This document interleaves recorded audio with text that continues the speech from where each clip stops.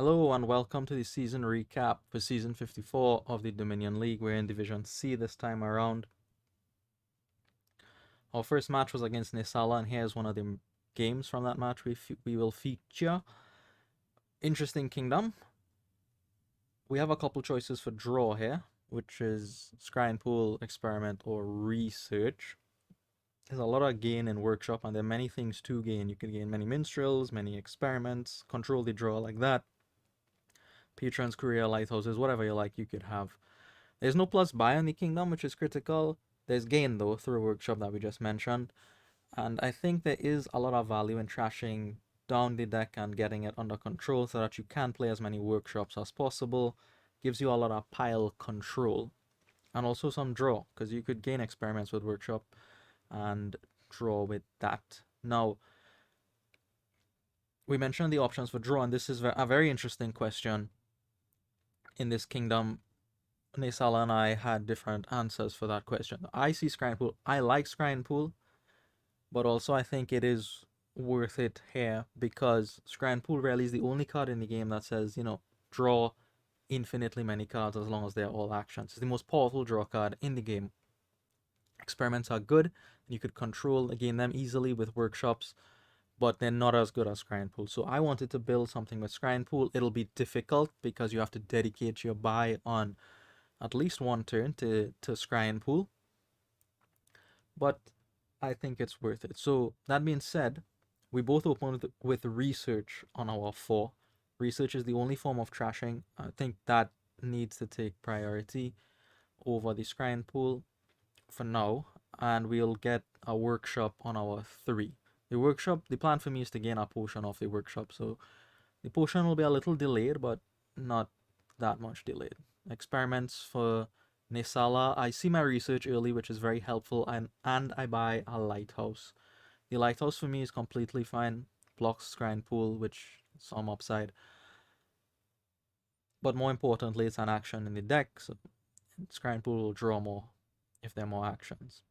Nisala's a bit unfortunate here. They're not able to trash an estate with their research.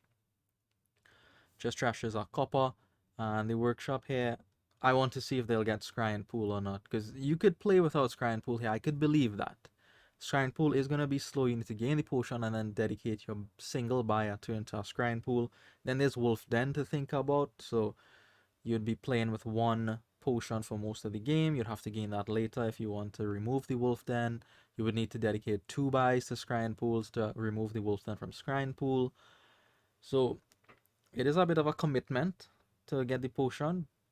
I think it's worth it. Nesala, by gaining not a potion here, is saying no, it's not worth it. I'm going to trash quickly with research and use the workshops to gain me as many experiments as I can get.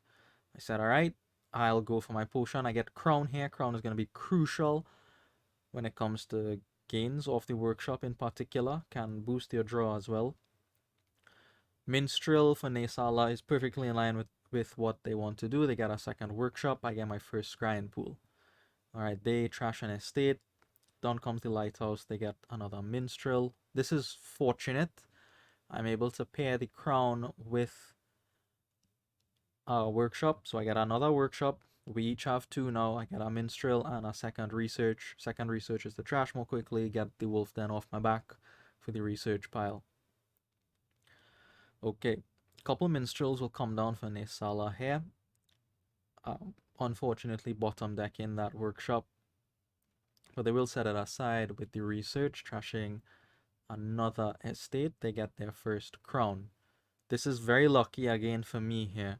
Crown comes with workshop. It allows me to get another minstrel, and I feel so confident with my draws that I go and get a third workshop even. Maybe a little greedy, but we'll see. We will see. Minstrel is going to do a lot of work for both of us. Basically, it is to go and find our workshops. Here, Nisala makes an interesting play. They gain the patrons.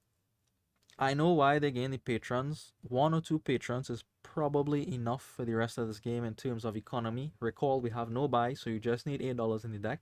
2 patrons is already 4, and the minstrels will reveal them to gain coffers. And that should be all the money you need for the rest of the game, I think, combined with Lighthouse even if you like. The other way to go here was to continue building on minstrels and workshops, but they decided to go for the patrons instead. Get another minstrel and a pair of experiments. Alright, this is not a great turn for me, but it allows me to get a second crown. That is going to be important. The wolf then comes off my back for that. Happy about that. Could potentially crown workshops as well. If I have time to get more crowns, I will, but the game can go very quickly with the amount of workshops that we have. So let's see. Let's see how it goes. Lots of minstrels come out for Nesala. They probably have crown and workshop in their hand. The question is, what do they want with it? So up to this point, no potion from them. They're probably not going to stop for a potion now. So really it is whether the scrying pool is worth it, whether it can do anything, whether it's just actively worse than controlling the experiment pile. Okay, so they get a minstrel. They go for some big draw by trashing a research with one of their researches. Interesting choice. They could easily regain that research, of course. So not too big of an issue. They go ahead and get a second crown. Now the experiments are starting to come off the piles, so we'll see who ends up with more of them. In theory, I have 3, so I should be able to manage 6 experiments, and Nesala should just be getting 4, but we're not at that point yet where I could play all 3 workshops on my turn. Go for draw off the crown. I think that's more important at this stage. My deck is still pretty full of coppers, so we want to draw as far into the deck as possible, find the research, thin out, and move on from there. I do find a couple workshops. I take a single minstrel, and then I have to think about what else to take here. Really, it's between minstrel and experiment. I'm not able to see the third workshop, so it was a little greedy for me. Buy a second scrying pool. So that's great because I get the wolf then off for that, and scrying pool has to put in work at some point, right? Let's hope the game doesn't end before that point is reached, because piles are thin. There's just 1 minstrel left, 5 workshops, and the experiments can easily be emptied. So while it looks full in the kingdom, there is not really that full. We do have to be considerate of piles. Another patron for Nesala. That's fine. They reveal, get some coffers. They have so many coffers at this point. That means that they can easily hit province. And recall, with the 1 buy in the kingdom, I kinda have to buy province. Now if I can't, Nisala will be able to get another one. They already have 6 coffers, and I'll just be behind on that front, and there's no way for me to catch up. No way. I can't buy duchy while they're buying provinces. The only way to catch up would be to gain many estates off the workshops, but I'm not at that point yet.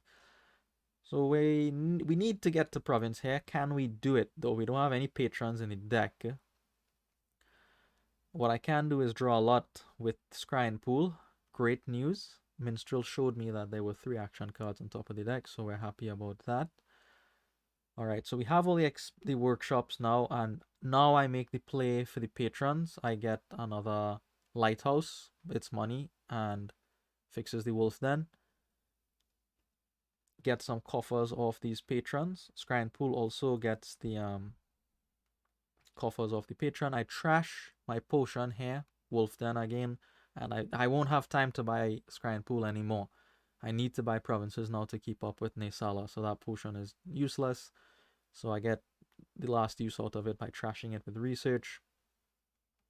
Continue thinning coppers, buy a province. Okay, so we are able to keep up with them. Good news for us. We are able to keep up with them. So let's see if they could get a province, if they'll go for more workshops. Because right now, I feel in control. At this stage in the deck, I have the scrying pools, which is critical. I have enough money to hit province, and crucially, I have an extra workshop. So that should, in theory, give me a decisive advantage. We'll see. Okay, research for them, experiment lighthouse to fix the wolf den, and another province. Do have to keep your eyes open for pilouts, especially me with the extra workshop. I might be able to do something Nesala cannot. Can't really think of that right now though, because I am 10 points behind. Not able to see my research here as well to thin out these coppers. So what I do is just gain experiments because apparently I need the draw. Do I gain more experiments? No. Instead, I go for a workshop to increase my gains. If the scry and pool fires off, I'll find all the workshops, no problem. And then I may be able to effect a pile out. Maybe. We'll have to see. Anyways, we are a little bit ahead on points now. We've cleared off everything from our deck with respect to Wolf. Then we have at least 2 copies of everything. And bit of a stall turn for Nesala, but when you stall with so many coffers, you still get the province, and they get an estate as well. So now they're threatening the estate pile too. But that is a game that I can play. I could definitely touch the estate pile more heavily than they can touch the estate pile. So let's see if we find our crowns or anything like that. Scrying pools, they're doing some work. They're not spectacular, but they're doing something. We do find all 4 of our workshops, which is good. Which is good. Now I have options. I could crown the patrons or I could crown the workshops. I choose to crown the workshops, so I gain back the experiments that I used here. And now I'm going after many estates. Well, at least 2 of them here, just so that they're actually worth points. I have to calculate whether or not Nisala can empty the piles. They have 2 workshops, 2 crowns, so in theory they have 4 gains, and they buy, so 5 gains maximum. If I leave 5 things in piles, they cannot pile out. But I need to check the estates, right, to make sure that they can't win on estates. So again, experiments here. No more estates for me at this point. I can play all these workshops thanks to the villagers from the patron as well. Marginal upside to them. We didn't really need it because we have so many minstrels and crowns. I do gain 1 more estate and a 3rd province. So there are just 2 provinces left. We'll see if Nisala goes after that penultimate province or not. It'll be interesting to see what their choice is, honestly. But the estate pile is something we need to keep an eye on. So I think I took 3 estates and they took 1, so there should be 4 estates in that pile if I could see properly here. So they could take all the estates and they could buy a province, which might be bad for me if they do that. Might be bad for me if they do that. But they use both of their crowns early here, so they will not be able to crown workshop. And here's where the draw kind of affects them a little bit, right? They were not able to. They didn't have the big draw from the scrying pool. On the last turn, I drew a lot with scrying pool, and that allowed me to make plays with the workshop and crown on the workshop even. Nisala doesn't have that kind of draw. Look, there's still 5 experiments in the pile. I have, I think, 4 of them. So I am making use of the extra draw. Oh, I have made use of it, at least in the last turn. Anyways, they go for duchy. So I said, fine, we could play that game as well. I have coffers too, so hitting duchy should not be a problem for me. And at this point, I could even think about not spending all the experiments and whether or not there is a pile out here actually. And I do calculate, and I think I could pile out the game again because of the draw of scrying pool. The way I can pile out is use 4 workshops in my hand to gain the 4 workshops in the supply, draw them back. I have the 1 experiment, so I won't be able to draw all 4, but I'll be able to draw 2 of them. Then I can gain 2 estates with the 2 workshops that I draw, buy the last estate, and that will be the game. We win. We win. The win is in hand. the scry pool draw idea came through for us, allowed us to make big plays with the workshop, and well done, scry pool. Wait, what are you doing? Why did you trash those coppers? What? That? Oh, a tie. What happened to the win we were talking about? I tied because I was just mindlessly playing through the cards and I was trashing my coppers, in good form or what I thought was good form, and I left myself with just the one copper. And I didn't realize that I didn't win the game until I saw the screen here. What do you mean you tie? I had to check the log. I only have the one copper. What is this saying from chess? One bad move undoes 40 good ones. We ended up that match 3-3 with Nesala. Could have been 3.5, 2.5, but foolishness. Foolishness never goes unpunished. Alright, the second match was against Crabcat 2. This was the most interesting match we had. Lots of good ideas, tactical ideas, strategic ideas from Crabcat. This game is no exception. So here, what are we looking at? We're looking at a kingdom with stockpile as the only buy. We have page as well. We could get draw through experiment, emissary, magnate, moat, citadel. Could perhaps play emissary twice. You can't really do much with the favors. I mean, the favor is helpful. You could, kind of filter your hand with that favor. But when you're thin enough with either silvers from trading post or sentinel will clean up the deck for you, you don't really need to discard that much. The critical thing here is the lack of buy or the limited buy in stockpile. So we'll see how to go about it. I want a page and some draw and then hit provinces. There's nothing else to do here. It's not really exciting. We try to get as many stockpiles as we can though. So we get the sentinel, obviously. Crabcat gets the sentinel as well, and I'll pair it with our page. Now look what Crabcat does here. I don't know if this is good or not. They get the sentinel, right? Then they use their favor to trigger the cave dwellers. So they put a card back in the deck, reshuffle, and then draw a card. Why they did this is, I don't know. Did they want to look for the sentinel?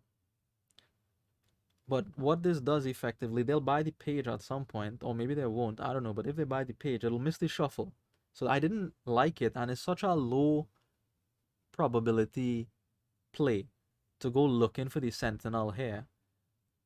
You already know what happens, right? You already know what happens. They find the sentinel. Not only do they find the sentinel, they trash 2 estates as well. So I don't know. I feel if I counted that properly, it's just a 1 in 6 chance to find that sentinel. The upside is tremendous, of course, but I don't know. It seemed like unnecessarily low risk. Then they do get the page, which would have ordinarily missed the shuffle, but because they found their sentinel on the top of the deck, it won't miss the shuffle now. Now, me seeing that's a huge advantage. That might not seem like much, but that is tremendous. 2 estates gone means it's very easy for them to hit 5, so they could get draw in emissary if they like. They can start the cycle, and they'll just get up to champion before me. They'll gain stockpiles. They just have all the control after this point. So that's why I shuffle in my estate, trigger the shuffle, because I feel like the only way for me to counter that is by drawing the exact same hand. And of course, it doesn't work out for me. So I just take my page and go home quietly. And we'll see how Crabcat's deck builds up much more quickly than mine here. 5, like we said, easy to hit once you've trashed 2 estates. And they do get the emissary. I get my first stockpile on 3 there. Could have been an experiment to try to get to the page more quickly, but the stockpile has a lot of value here as the only source of plus buy. Alright, so page comes down, sentinel comes down for them, another double trash. They get their first stockpile. We get to double trash with sentinel, I believe, for the first time. So we're behind a couple cards in trashing. Now I get the experiments to go fast through the deck, force them to gain a couple silver off the treasure hunter. I don't think they mind that at this stage at all, honestly. Emissary followed by stockpile for them. So they could get back the stockpile if they want here, or they could get more experiments. So they do choose experiment and stockpile, which is fine. We get to 6. We could do something similar. I think I will. So I do get the experiment, and I do want the stockpiles. Those are important cards to get, definitely. So definitely this will be spent to get the stockpile off the mat, and we gain more experiments. I'm just at Treasure Hunter, whereas Crabcat is already at Warrior. It looks like, oh, they don't find the Warrior actually, so a bit of luck for me there, even after playing a couple experiments. But they do get up to 9. Could be Citadel if they want. They choose not. They choose to go after a stockpile, which is fair. Probably better. Probably better. And they get a second emissary. So they're building up very nicely. Very nicely. They have their draw cards. They are keeping up on the stockpile front. They are ahead on the page line as well. Luckily, I top decked my Treasure Hunter, so I'll convert quickly as well. Probably a couple more experiments for me here. The only reason being to try to catch up as much as possible. But I choose not to get the experiment there. Why? Alright, I just looked at the top of the deck, right? I saw that I had many experiments, 3 of them at least, and I know I have a 4th one coming. So the stockpile will serve me well in this deck, the deck where I have 4 experiments. I'll be able to draw a lot and put down all of my stockpiles and get a heap of money and a heap of buys, and then maybe I could do something. Warrior comes out, misses. Great. However, Crabcat gets one of those big turns we were just talking about. They drop 3 stockpiles down on the mat, and this is a very intelligent play. This is instructive.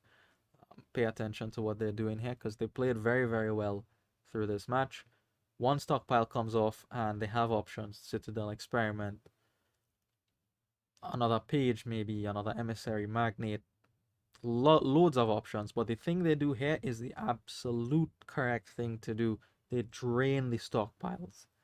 That gives them a lot of power. It does make their deck a little less consistent because they've put stop cards in it, but they've put good stop cards in there. And they control all the buy for the rest of this game here now. No Citadel, but empty the stockpiles. And I was kind of hoping they didn't do that, because at least then I would have some kind of compensation for having a fatter deck. Remember, I'm behind in trash in here. But no, they don't even give me the chance. They just completely shut the door. So what is my advantage at this point? What do I have that they do not have? Nothing. Honestly, nothing. I miss even seeing the warrior here. But actually, that might be a good thing that I missed it, because it allows me to play the experiment, the sentinel rather, so that I can trash. And here's where I get an idea. Light bulb moment. The light bulb moment involves buying a citadel and an experiment and another page even. Why? What am I doing? I am going after those stockpiles. I am going to try to use my warrior to trash the stockpiles out from their deck. That is my plan. That'll take away all the power they have and will bring the game closer to parity. They get another nice play of the emissary. They have lots of these favors, so they won't stall anytime soon. 4 of them, which means they could cycle 4 cards out of their hand. They even get to play their sentinel. No hero played. So that's some good news for me, because once they get the champion up, then they can defend from my warrior attacks, right? So no hero here is very good for me to see. They get a 3rd emissary even. Okay, so because of the citadel, I'm able to play the warrior twice. What do we flip? A stockpile. Bang. We hit 1, and we discard their hero even. Very good. Means they won't get to convert that to champion this shuffle. Okay, so now here's where I do something questionable. I buy a province, and that doesn't help me trash my opponent's stockpiles. What does help me trash my opponent's stockpiles are pages or experiments so that I could find the warrior again, but certainly not the province. So this is bad from me to buy the province. Should be either double page or experiment page or double experiment, not the province. But I thought I could try to put Crabcat under some points pressure by going after the provinces early. And we keep the warrior. We keep it. We do not convert to a hero here. So not very often do you actually want to keep the warrior to use the attack from it. But here, that's the only thing I can do. I have a warrior, they don't. That is my compensation, and I have to play to it. Or play around it, or play with that as the focus. You understand what I mean, hopefully. Okay, lots of cave dwellers comes out. No hero again. No hero again. So I get another round. Well, I was getting another shot at the deck anyway, but they'll have to wait at least 2 more turns now before that champion comes down. Now, I know what they want to do.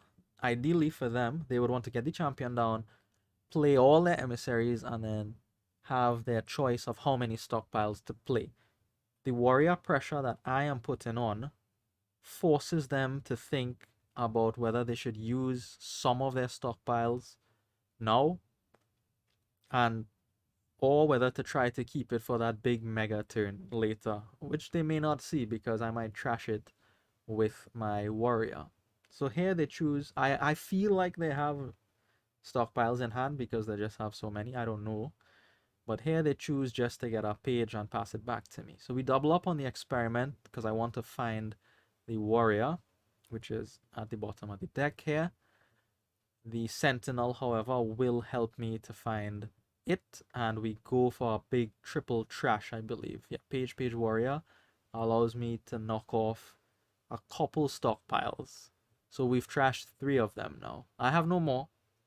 I've exiled all 3 of mine. They won that split 7-3, but 3 of their stockpiles are in the bin, so they only have 4 now. Alright, so here, with no plus buy, the only thing I can do is buy a province. Again, I could buy another experiment to go fishing in the deck for more stockpile trashes. It's up to me how I want to play this from here. I do, however, make a miscalculation at this point. So I take the province, and not only do I take the province, but I am going to convert my warrior here into a hero. The reason being is that I thought, okay, there's just 4 of them left, and I think they will spend them. I think they will spend them sooner rather than later. If they spend them, I can't trash them.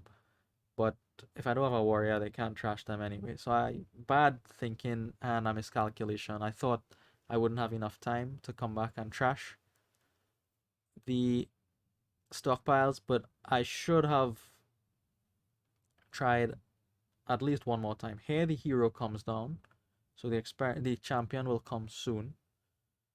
If I had one more run at the deck here, maybe that was better. They do play one of their stockpiles, so now there's just 3 left. They do that to get up to province.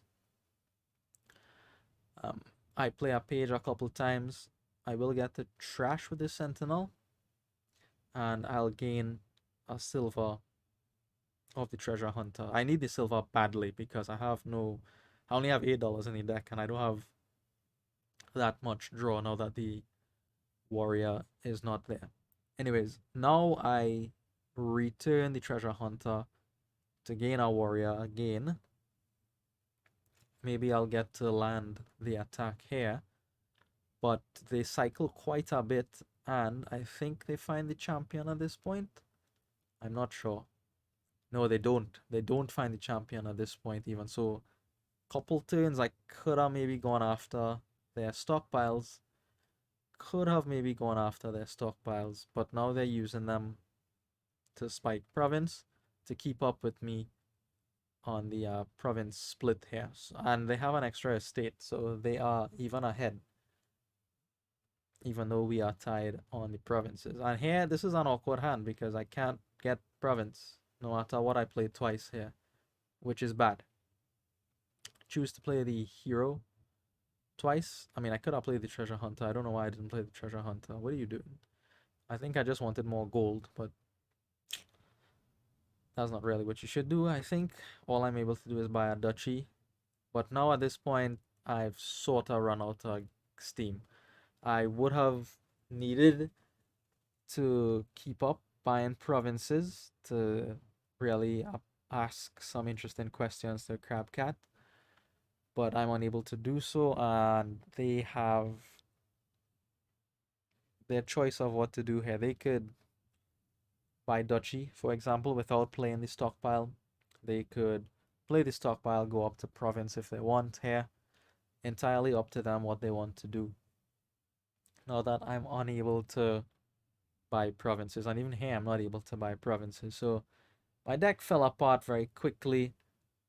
I did get a little lost in the sauce, so to speak, because I was never in such a position. Like, I was disadvantaged early up in this game.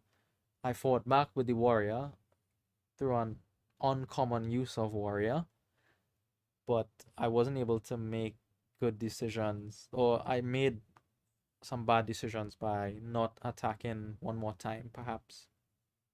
Like, I could have tried to attack one more time, converted one of the pages into treasure hunter to boost the amount of money in my deck. Something like that was probably better, but I didn't, and now I'm paying for it because I don't have enough money in the deck to go after the provinces.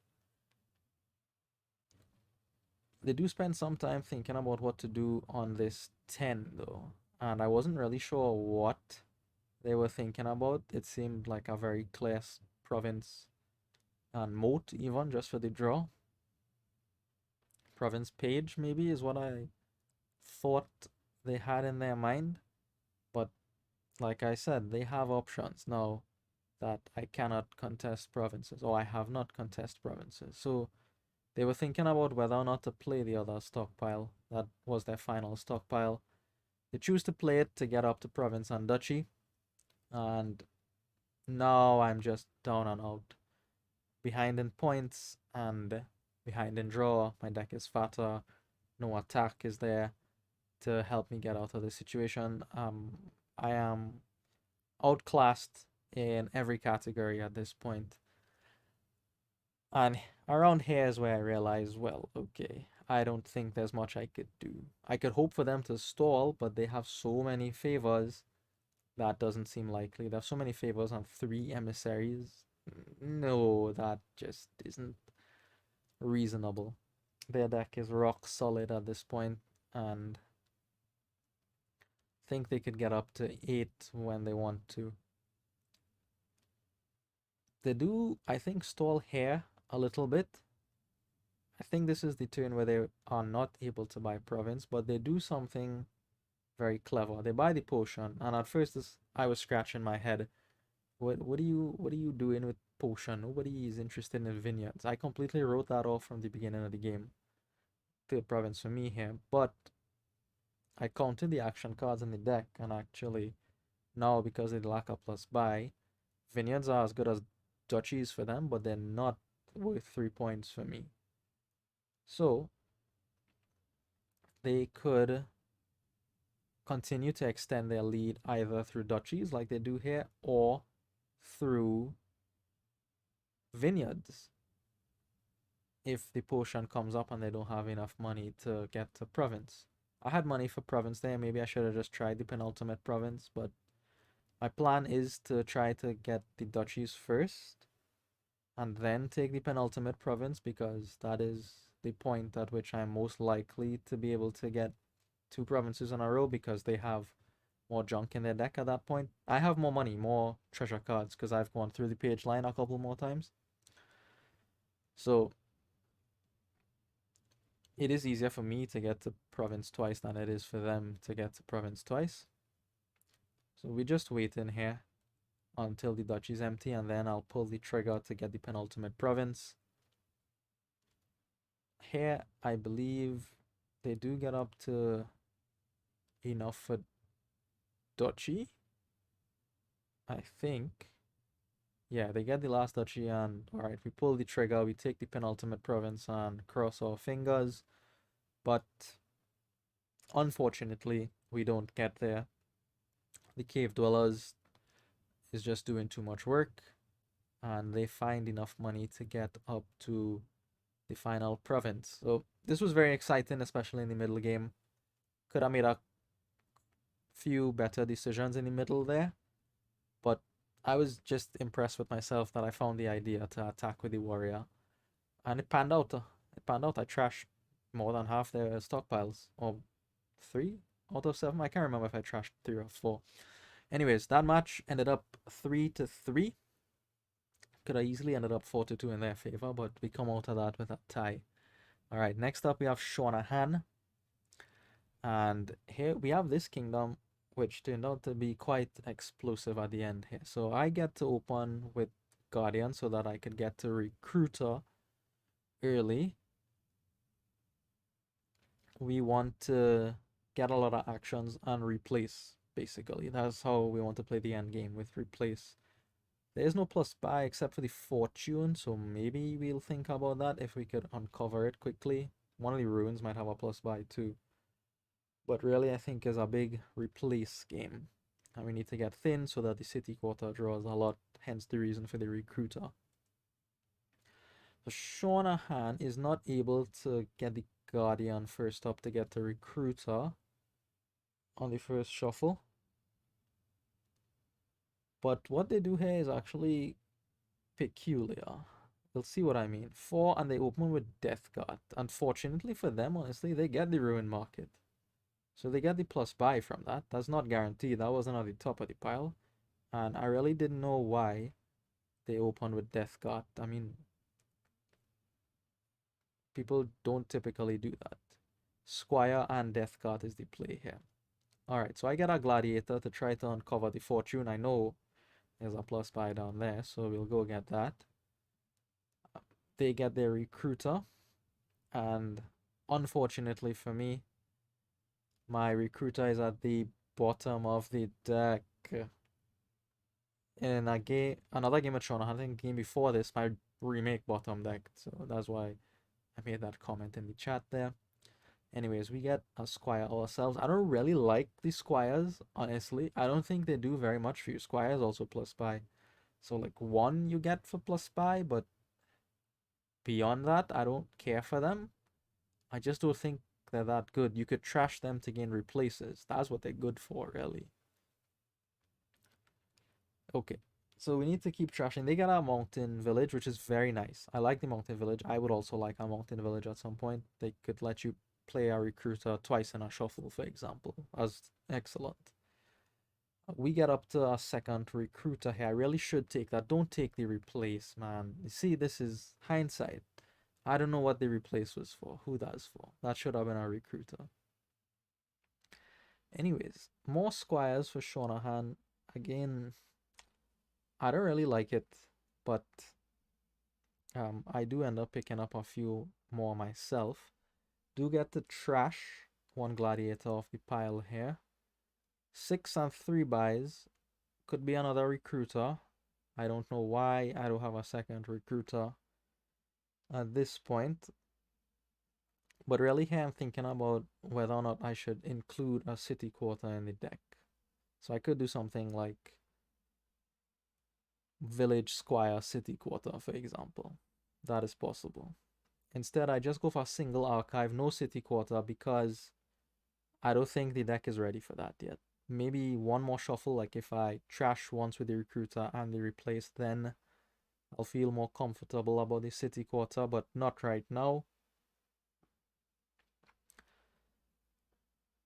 Shawnahan's recruiter comes out, trashes, they get a second recruiter, very good, and they start on the city quarters. I said, okay, just keep an eye on that. Here, now I get more squires on the city quarter. I still don't like the squire, but it is an action and it might help the city quarter draw more cards. I really don't know if that's worth it or not.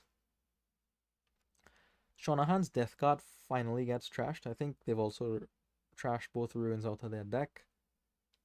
Repay a bunch of debt, get another squire. Okay, I know they don't have a replace, so that is the obvious reveal here. Gladiator gets trashed off the pile. I could replace into a squire, but I really don't know why I would do that. I do it anyway. It is a little difficult to get villagers with a recruiter here, but it's not that difficult that you need to put so many squires in the deck, I feel.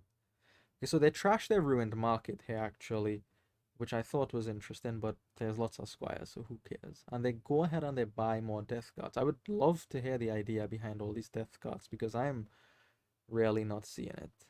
City Quarter is pretty sad there, just draws one, unfortunately. Replace, however, will come out, will allow me to replace this overgrown estate into, guess what? A squire? No, a gladiator this time. Pay off the debt. Almost can't get a second city quarter yet. Maybe that's why they have the death cards, because they could buy city quarters more easily. I don't know. Like here there's 8. They could just buy it and pay off the debt right away, which they do. So good for them. Reveal squire here, and somehow that goes through and the fortune gets revealed. So that is very good news. I was almost able to buy a fortune there, not quite. Oh, now you want to buy the recruiter? Yeah, okay. Yeah, okay. That's not smart. Well, not smart ordering anyway. So we get the other recruiter because I guess I realized, the deck isn't quite thin enough and the city quarters aren't drawing. I wonder why, genius. Okay. 6 Shanahan. Their city quarters aren't firing off either. That one just drew 1 card actually. Another mountain village. I like the mountain villages. Squires are 2 now. I can't tell you what we're doing with all these squires. Alright, so I do get the extra money from the gladiator here revealing squire, which is surprising. And also from revealing copper, which is again surprising. At this point, we're just trying to pile on as many city quarters as possible. It is kind of like King's Court at this point, where we're just waiting to see who has the big explosive turn with the city quarters. So I have 3 of them now, I believe. Sean goes for more death cards. That makes the ruins pile deplete. Do have to keep an eye on piles here. 2 of them are very low. I'm not sure where the 3rd one is coming from, but just keep an eye on it. We do get a decent turn here with the city quarter, actually. Here, I find another city quarter. So and I do trigger the shuffle because, well, it seems worth it, honestly. I trash the squire into a mountain village, which I think is much better. It'll also allow me to pick up the city quarter that'll go into the discard here, and allows me to get a second replace. I like the second replace. That was my plan from the beginning. Pay off some debt. Could get more city quarter here if I like. And I honestly think that's not bad at all, but I pass on it. Why? Because I want the fortune now. I think I have enough draw. So I would like to get the fortune now. We'll see if I actually have enough draw or not. Okay, so second squire, second replace for Shanahan and another city quarter for them, trashing his squire to do so. Here's the power of the, yes, power of Mountain Village. Let me see the whole deck. All right, now we're cooking.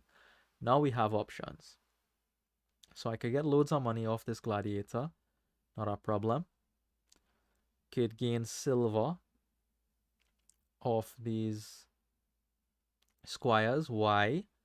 Well, I could replace these silvers. They give me better things than replacing coppers. I could also trash them to recruiter to gain more villagers if I want. But I choose to replace them instead. So we get rid of 1. We top deck our recruiter, trash that recruiter to get more villagers, sorry. And then second silver goes into our death card. And we just put the ruin and the death card in the archive. Great. We're looking excellent here. I could buy something and then fortune, like Mountain Village, then fortune. But I choose just to take the fortune outright, get a couple gold for that, so that I'd pay off my debt more quickly. Maybe that's wrong. But now I'm looking to be in a very, very good position here. And now I could use the death cards at will almost. But Shanahan has also the big explosive turn, and now we have to rack our brains, or at least I do, to figure out how to pilot this end game. I am calling it an end game because piles are very low. One more death card will empty the ruins. A couple squires can vanish easily. And there's so much plus buy from all these squires that we have. Maybe we could empty estates. Maybe I could empty estates. I just bought a fortune to double my money. Maybe I could do it. Maybe I can do it. So let's see how we pilot the end game. Let's see what Shanahan's move is here in this end game. They do have to spend a lot of time. So the first time they've seen so much of their deck, understandably so. Understandably so. They have the couple of replace plays as well. So we'll see what they end up doing. They choose to trash a couple coppers with the recruiter. Said okay. So no villagers for them. The interesting thing will be what they do with the replace. That would be the more interesting question. So do they choose to replace squires, for example? Do they choose to gain silver, draw the silver, replace those like I did? Do they buy a fortune here? They choose to replace the squire, so they gain another replace. Fine. Mountain Village draws that replace up. Death Guard 1 and 2 come down, getting rid of some ruins, so they have a heap of money. They still have 2 more replace plays, which I am curious about. Take some buys from that squire. No more replace plays, actually, and no fortune. I was a little surprised to see no fortune. A couple guardians is fine, but they go for province and no fortune, double guardian instead. Luckily, we are able to kick off here. We see almost all the deck. Actually, there is one city quarter in the bottom 6 cards here. And I am thinking, maybe I could actually end the game, because the reason why I was surprised with the province is that the province doesn't block or doesn't help prevent an estate pilot. If I get all 8 estates, I overtake them in points, and the province doesn't do anything about that. And I think I could do it, honestly. I think I could do it. I'd need 1 gain to empty the ruins, 2 more gains to empty the squires, and then 8 gains or buys, some combination, to get all the estates. So that's what, 11 in total. I have 2 from the replace. I have some number of buys. I would need to go up to 9 buys, and I think I definitely have the money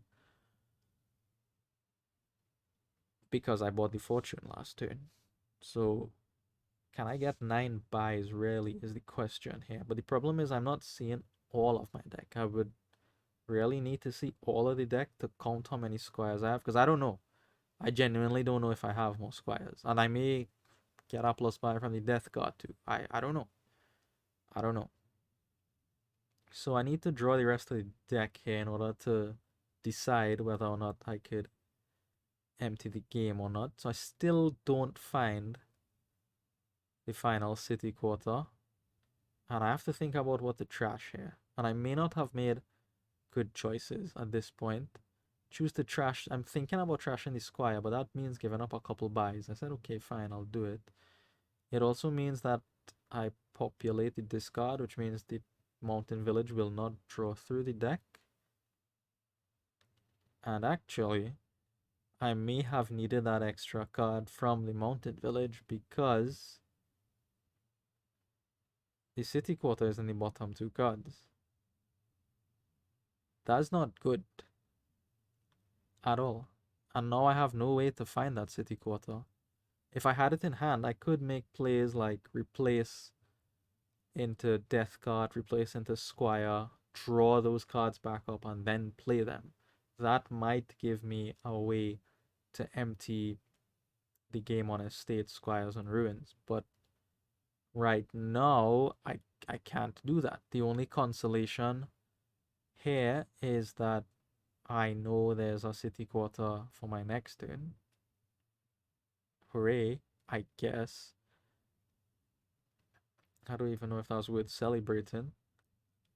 I really would have liked to have seen all the cards and, maybe had a chance to pile out here. Anyways, I was upset, and then you shouldn't get upset because then you make bad decisions or not uh, decisions that could be better. Anyway, I take the buys of the squire and then I count here. I can't do it here. I only have 5 buys and, well, 6 buys with the fortune, 3 gains. There's only 9. There's only 9 buys in total, buys and gains. If I had the city quarter, I feel like I could do it. Like, this is how far I got with just 2 city quarters. If I had the third one, maybe I could have done it. Anyways, if we can't pile out, the next best thing to do is to get points. So I get rid of the 2 gold for provinces, and I get rid of the gladiator for a duchy. I have 16. Definitely I'm buying 1 province. Am I buying 2 provinces? In other words, can they get 3 provinces? Well, I thought not. I thought not, and I bought the province there. So I said, okay, I don't think they could get 3 provinces and win the game. But as you'll soon see, I was wrong. They actually can do it. They can get 3 provinces, so that's plus 18. And they just need a duchy. And they'll probably win, because they could replace and give me a curse in that instant. So I'm not sure where my calculations failed me here, because I thought, okay, they don't have the fortune, they don't have any gold, they don't have anything to replace into province, and I don't think they have money to get 3 provinces and a duchy, which is likely what they would need to win. But they do find a way to do it, so kudos to them for that. They do have the 3 replaces and they use them to great effect. Let's see how they do it. They gain 1 gold here. So one of the replaces gains a gold. Second replace is going to gain a province. Still have the death card for some big bucks. And replace gets them the duchy, and then they have more than enough to buy 2 provinces and win that game. So nice explosive game at the end there, where all the choices suddenly came in front of you and you had to decide what to do.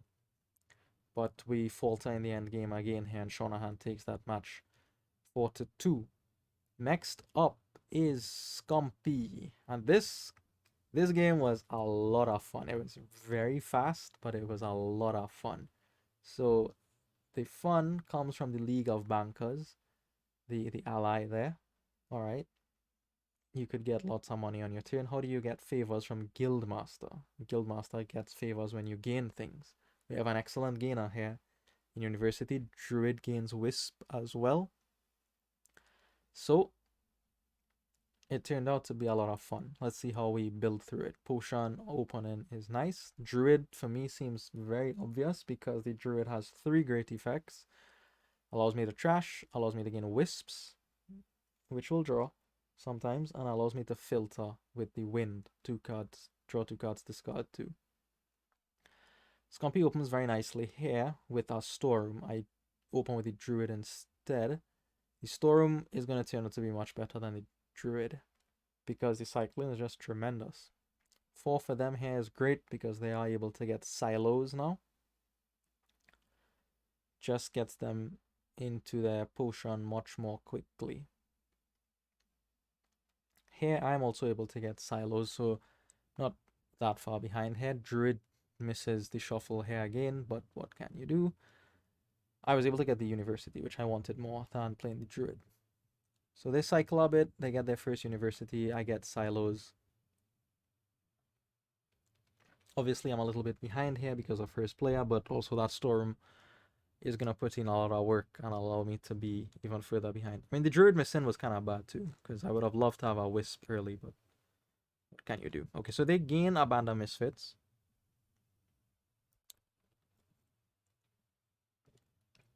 They gain a band of Misfits, which is very good. It could be used as storeroom if they want. Well, Druid, Diplomat, Hideout, many options. Band of Misfits is going to be a key pile to target with the University. I'll get one myself, and I'll get a Wisp here and a second University as well. All right. University again for Scumpy. University can gain the Guildmaster very easily, right? But we need to be in a position where we could play lots of them. Scumpy says, I'm in that position right now. I'm going to start in on the Guildmasters after they get a second band of Misfits. Silos finds us a couple of Band of Misfits. I follow them on the Guildmaster. I don't know if that's right or not, or if I should have just hammered Band of Misfits more. Kind of feel I should have hammered Band of Misfits more here. They use their Band of Misfits as hideout, so they get the Trash Copper. Storm is going to cycle them around into another Band of Misfits, which is played as a Diplomat. Excellent, excellent card in this kingdom. They actually gain the Diplomat here. I thought they would have just gained the Band of Misfits instead, but I guess they would rather use the Band of Misfits as hideout and then allocate the Diplomat role to actual copies of the Diplomat. Third University for them. All right. So we cycle a bit, gain more Wisps, gain another University, pass it back. Here's the University. So we'll see if they gain more Diplomats. They gain a Band of Misfits here. And there's the first Guildmaster gaining another Diplomat for them. Wisp draws, hooray. I'm going to play these bands of Misfits as hideouts, the trash coppers, not estates. Seems kind of counterintuitive with the silos, but I just don't have time to trash the estate and then go back and trash the curse, honestly. And trashing the estate isn't actually thin in the deck because you replace green for purple and your deck isn't any smaller, whereas trashing the copper makes it smaller. So I hammer the Band of Misfits now. I think that's more important to do because the way I'm seeing it is that, okay, all of those are diplomats basically. I'm fine with gaining those. Scumpy gains a couple more, puts Guildmaster into play, and again a second Guildmaster, not the last Band of Misfits. So I said, okay, I'll take it. If I could see it, I will see it though. I'll trash with this hideout here. Put the Guildmaster in play first before I gain, and this Druid can gain a Wisp to gain me one more favor. Could also trash here, but I think the favor is more important, and I finally get a storeroom. Finally get a storeroom. Let's see how much work it does for me. Okay, so now that the Band of Misfits are done, you could gain some number of Diplomats, but I have to be careful because I don't want that pile to empty and then have my Band of Misfits be blank, or not Diplomats. They won't be blank. They can still be Wishing Wells, which are good. But Diplomat is just better. Nice big turn here for Scumpy. They have the Guildmaster in play already. Drawing a lot with Band and Diplomat.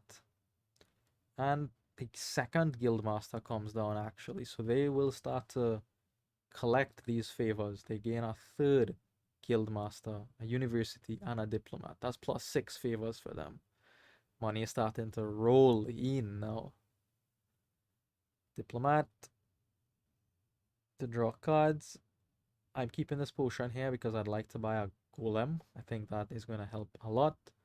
I could start racking up some favors myself. Band of Misfits as Diplomat. Could be Diplomat again. Is Diplomat again.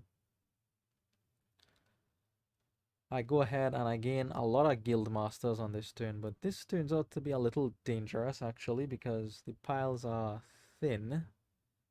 One is already empty. Guildmaster can empty very quickly. Maybe diplomats as well. We each have like at least 3 universities, so we'll see. And we have lots of money now. Plus buy could be gained from storeroom, from druid, you know. Anyways, I get my first golem. Happy about that. Scumpy is going to go ahead, gain an actual hideout here, gain another diplomat. They're not touching the guild masters because they probably honestly don't need to. They've already put what, 3 of them into play, so everything they gain is +3 favors. So much money. They finally gain a 4th one, I believe. And I think they'll try to draw into that. No, they just gain Wisp and get up to double province because of the League of Bankers. That's how to get money. That's how to get money. Okay, so now I have to be very careful, and I'm not actually. There are just 4 diplomats left and 2 guild masters left. So I probably shouldn't touch any of those piles. Probably shouldn't. Gaining Wishing Well here, for example, is safe and improves the deck in general. But I touch the guild masters because, well, I'm not that smart sometimes. Golem reveals a couple decent cards. I get another guild master in play, looking for my universities to start racking up coffers. Not coffers, favors. Draw to the end of the deck. What should I gain? It really should just be Wishing Well. It's completely safe. Even a hideout is fine. Another storeroom, that's fine too. And I get up to double province. Take a small points lead over Scumpy there. They have more favors than me, but we are catching up. We are catching up. But ultimately, it is too little too late. They go after the guildmaster and a diplomat, signaling that they have intentions to end the game here. So I'm not sure if that guildmaster I gained allowed them to pile out. I feel like they could have done so anyway. But it certainly wasn't helpful. And we dropped that game. Storm did work, and the first player did work for them, but that was a lot of fun seeing all those favors come into play and then heaps and heaps of money from the Liga bankers. We actually dropped that match to Scumpy 5-1, actually, and we enter the last match here against Ed Tector, confirming our spot at the bottom of the table. We haven't won a single match all season here. So I didn't really play this match with too much interest. This was probably the most interesting one we played. Turns out to be a bit of a money board. There isn't draw. There's actions, but there's no draw. Well, you could bargain and give people horses and then they draw, but aside from that, there's no draw, so it is gonna be money, and I think, well, Masterpiece could be a money enabler. You'd like to get the markets, those are good cards for money. You could think about Leprechaun, but Leprechaun without the wish is kind of scary. Fool could be reasonable as well. Camel Train is actually going to be a good card here, even though I said it's money. Well, it exiles a gold as soon as you buy it, so that's already helpful. But then it could exile more gold, could exile markets, mystics, whatever you want. And finally, the final money enabler, the one that tips me over the edge, is the lucky coin, a silver gainer. Yeah, we know how good Jack of all trades is for money. So we'll take that. Silver and camel trade, we both open the same way. I can only imagine Ed has similar ideas to me. They go ahead and they gain the leprechaun. I understand why, because they've exiled a gold and the leprechaun will gain the gold easily for them, but I'm not about gambling with my deck. So on 3 here, that is a choice between silver and and develop or fool maybe, but I choose a second camel train because I want more gold, not because I want camel trains. I might regret that later, but we'll see. Okay, we are able to get a couple markets here though, thanks to the camel train, so that's good news. So is Ed. And we get the golds off the exile mat here. More markets for Ed. We'll just get as many markets as we can here. We get a couple more at this point. Another gold for Ed. And on 3 they buy a fool. Just said okay, I don't really care about the fool that much. I'm going to exile mining village here and put that into the deck straight away. I could have exiled a gold mining village because they can be silver if I need it to be. Not because I want the action, just like silver on demand, potentially, is the idea. Okay. Another brace on markets for Ed. I could get the last market. You don't really need to like fight for the market split here. You just want to have a few of them floating in the deck, just an extra coin which could help you get the province. So I said, you know what, I don't care about the last market. Care about going green. So I start on the duchies, which is kind of odd. Ed says, well, I care about the markets. I'll take one, and I'll take our mining villages as well. Couple mystics for me. There's silvers, so why not? And they get up to 9 now. Start in on the provinces. So here we go. Province for them. I could province here as well. I choose to exile a mining village again here. If I have a bad turn, I could buy a mining village, put those into the deck. Alright. So far, everything seems to be about even, honestly. I hope that the early duchy might put me a little bit ahead here. We'll see. Draw to the end of the deck. I don't need to use these mining villages, so I will not. And I will not trigger a shuffle with 2 markets, 2 mining villages, and 2 gold out of it. Just take the province, no estate, and come back. This was ridiculous. This combination of boons is actually very, very good for them. They get the action back on money. They get an extra card next turn, and they get to filter a little bit here. So they'll probably get to province. But actually, they do something even better than that, which is kind of nuts, honestly. I really didn't expect this to happen in this kingdom, but the stars align for Ed, and they are able to play the leprechaun at the end here. They're able to play the leprechaun at the end here, so they gain 2 gold and a wish, and I don't like the wish in particular, because that's an instant duchy. Do not like that at all. As compensation, it means they don't get the province here.